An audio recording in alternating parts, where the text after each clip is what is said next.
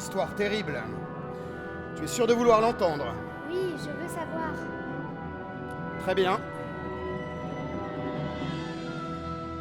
Fils du titan Japet et de la nymphe Clyménée, au royaume de Zeus, vivait le jeune Prométhée, celui qui sait les choses, celui qui sait avant, qui a permis aux hommes d'être un peu plus vivants. Tout a commencé à une époque où les hommes, de simples créatures, faits de terre et d'eau, vivaient avec les dieux, partageaient leur table. Et lors d'un grand banquet, organisé à Méconée, Prométhée, maître de cérémonie, a invité Zeus, dieu parmi les dieux, divin parmi les divinités. Au moment du repas, un grand bœuf sacré est apporté sur la table. Prométhée s'occupe du partage. Il découpe l'animal en deux parties distinctes. L'une rassemblant les meilleurs morceaux, les viandes les plus tendres, juteuses, savoureuses, qu'il dissimule dans la panse de la bête pour lui donner un aspect repoussant.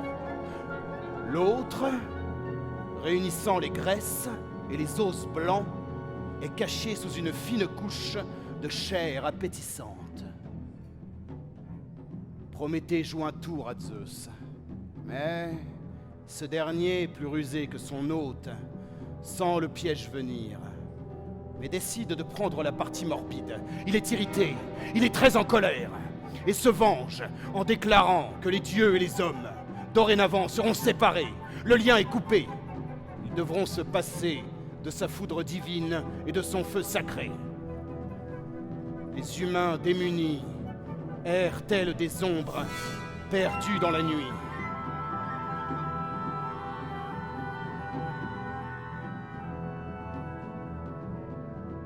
Prométhée décide alors de dérober dans les forges d'Héphaïstos une petite et jeune flamme, enveloppée dans une tige.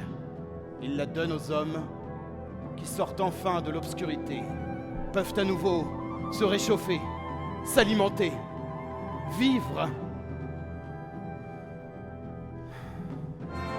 Voilà, il faut aller dormir maintenant. Bonne nuit. Tu peux m'accompagner? J'ai un peu peur. Donne-moi la main. Mais de quoi as-tu peur exactement? De la colère de Zeus. J'imagine qu'il ne va pas en rester là. En effet. Prométhée, toi qui as donné aux hommes le contrôle du feu, le mouvement des flammes, la lumière dans les yeux, tu resteras immobile, attaché à la montagne par des chaînes incassables. Et chaque jour, un aigle, plus vorace qu'un vautour, viendra mordre tes entrailles et dévorer ton foie, qui incessamment repoussera pour se faire écorcher encore et encore et encore. Une infinie valse de mort. Ah, mais c'est affreux comme une histoire. Qu'est-ce qu'il répond, Prométhée? Rien. Il accepte son sort. C'en est impressionnant. Il se fait dévorer le foie chaque jour et n'espère aucune amélioration. Il sait qu'il n'a aucune chance de voir les choses s'arranger.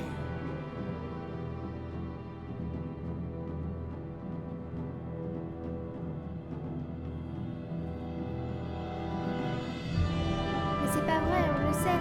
Il y a toujours un espoir. Maman, elle dit toujours l'espoir fait vivre. C'est parce que Prométhée a espéré qu'il a réussi à tenir. Hein? Il y a toujours une solution. Papa, regarde-moi. C'est l'espoir qui fait vivre. Il y a toujours une solution. C'est parce qu'il a espéré qu'il a réussi à tenir. C'est vrai, papa. Il a espéré, c'est pour ça. Il y a toujours une solution. C'est l'espoir qui fait vivre, papa. Si, c'est vrai, papa. Papa, c'est l'espoir qui fait vivre. Si, c'est vrai. C'est sûr que c'est vrai. Papa, c'est l'espoir qui fait vivre. C'est parce qu'il a espéré. Papa. Si tu veux, ou c'est justement peut-être parce qu'il a cessé d'espérer qu'il a pu supporter son supplice. Écoute la souffrance de Prométhée.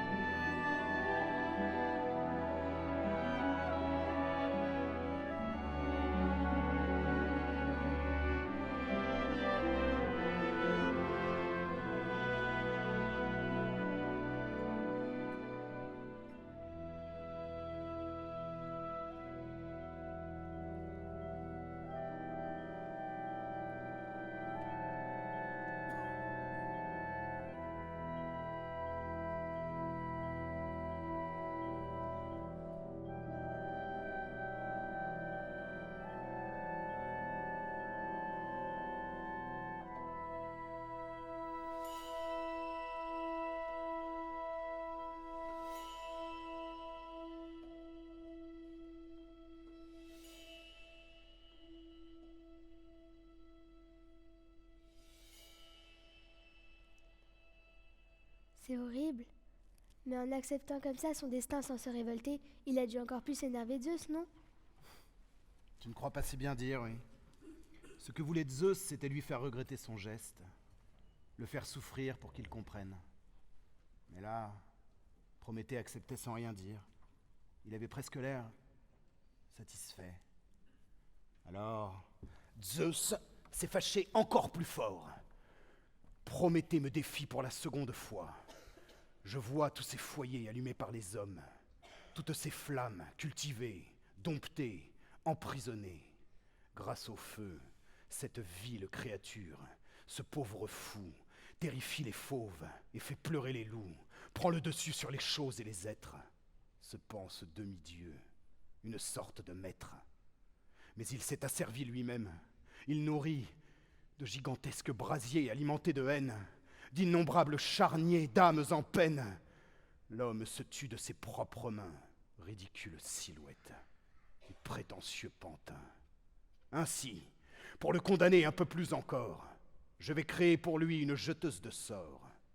C'est d'une autre brûlure que viendra sa douleur, une tentation constante, déguisée de douceur, une créature semblable, mais féminine, un mannequin doté de parures divines, une poupée parfaite, aux attraits lumineux, dont les traits, inspirés des déesses et des dieux, feront naître l'amour, le désir et l'envie.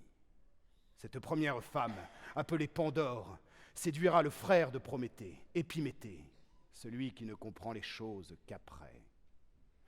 Il va tomber amoureux d'elle et la mener chez les mortels, qui ramperont comme des vers devant cet astre de beauté. Et j'offrirai à Pandore une jarre, une boîte, renfermant toutes les souffrances, la fin de la douce innocence, les maladies, les idées sombres et les angoisses en plus grand nombre.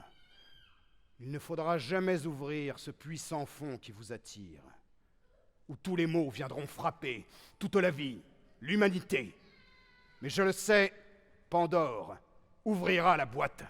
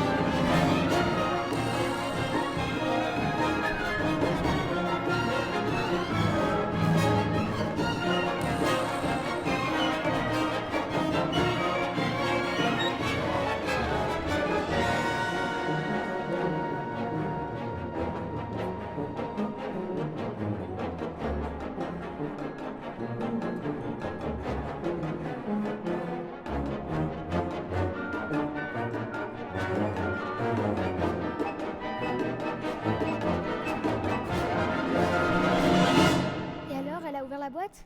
Oui, Pandore a ouvert la boîte.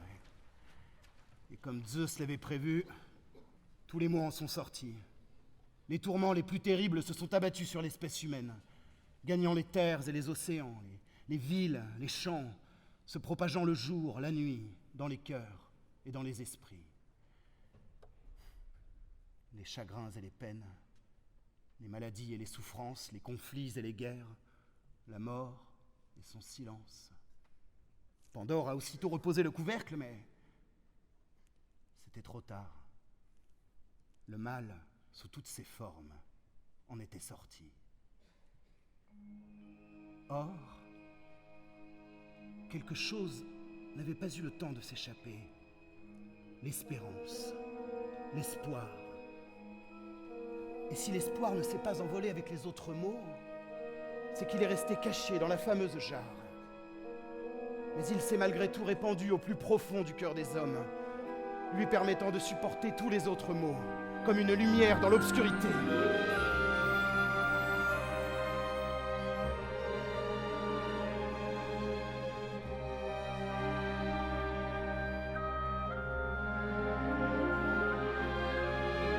Espérer une vie meilleure, souhaiter un bonheur possible, vouloir vivre ensemble dans la joie, dépasser la douleur de vivre ou de mourir, viser au-delà de nous-mêmes, faire des enfants qui à leur tour porteront l'espoir. Tel était le dessein complexe de Zeus. Car l'espoir peut aussi être considéré comme un mal. Il peut s'avérer douloureux, angoissant. Il ne vient pas sans peur, sans la crainte que les choses ne s'arrangent jamais. Alors le fait d'espérer peut devenir pesant, jusqu'à nous figer, nous plonger dans une attente sans fin, nous empêcher d'agir, nous interdire d'apprécier le présent, à force d'appréhender l'avenir.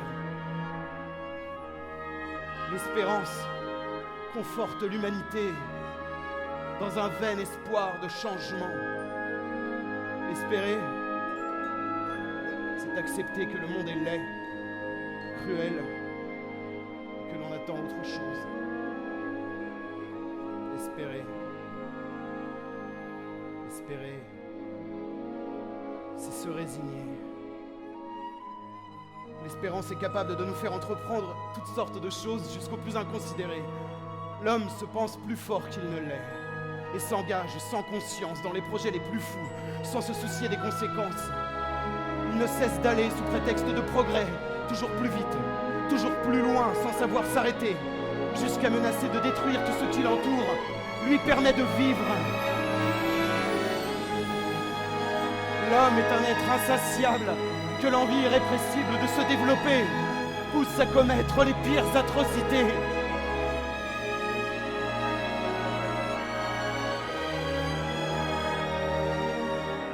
L'espoir fait vivre, c'est vrai, malgré la haine, l'affliction, malgré l'âpreté de l'existence, il est là, fidèle comme le meilleur des amis.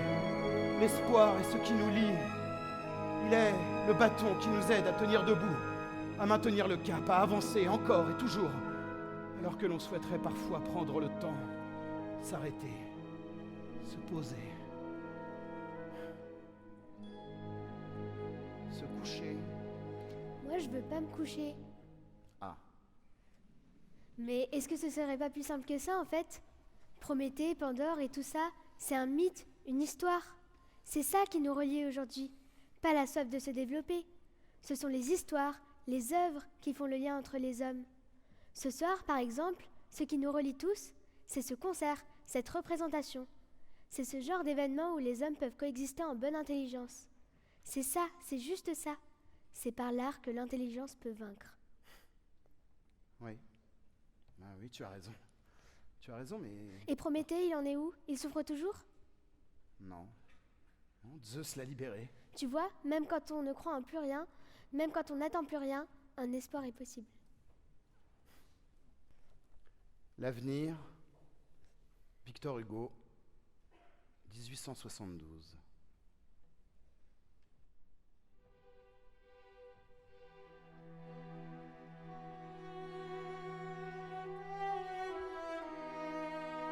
Polynice, Éthéocle, Abel, Caïn, ô frères, vieille querelle humaine, échafaud, lois agraires, bataille, ô drapeau, ô linceul, noir lambeau, ouverture hâtive et sombre des tombeaux, quand la mort sera-t-elle tuée, Dieu tout-puissant?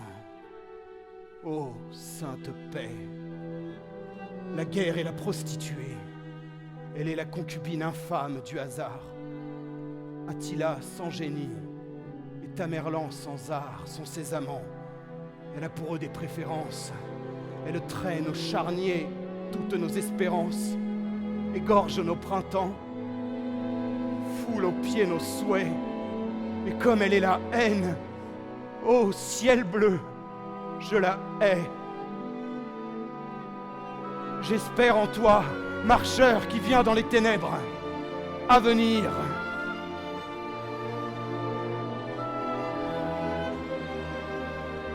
L'ombre n'est pas sur les hommes à jamais acharnés. Non, non, l'humanité n'a point pour destinée d'être assise immobile au seuil froid des tombeaux, comme Jérôme, morne et blême dans Ombos, ou comme dans Argos, la douloureuse Électre. Un jour, moi qui ne crains l'approche d'aucun spectre, j'allais voir le lion de Waterloo. Je vins jusqu'à la sombre plaine à travers les ravins. C'était l'heure où le jour chasse le crépuscule. J'arrivais, je marchais droit au noir monticule. Indigné j'y montais car la gloire du sang, du glaive et de la mort me laisse frémissant. Le lion se dressait sur la plaine muette. Je regardais d'en bas sa haute silhouette. Son immobilité défiait l'infini. On sentait que ce fauve, au fond des cieux bannis, relégué dans l'azur, fier de sa solitude, portait un souvenir affreux, sans lassitude. Farouche, il était là, ce témoin de l'affront. Je montais et son ombre augmentait sur mon front.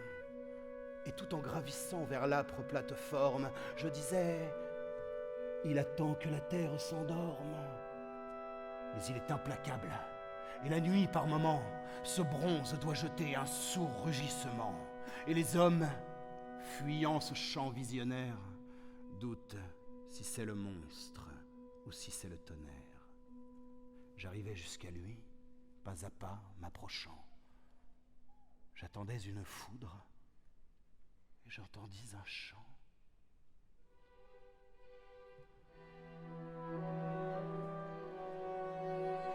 Une humble voix sortait de cette bouche énorme. Dans cette espèce d'antre, effroyable et difforme, un rouge-gorge était venu faire son nid, le doux passant ailé que le printemps bénit.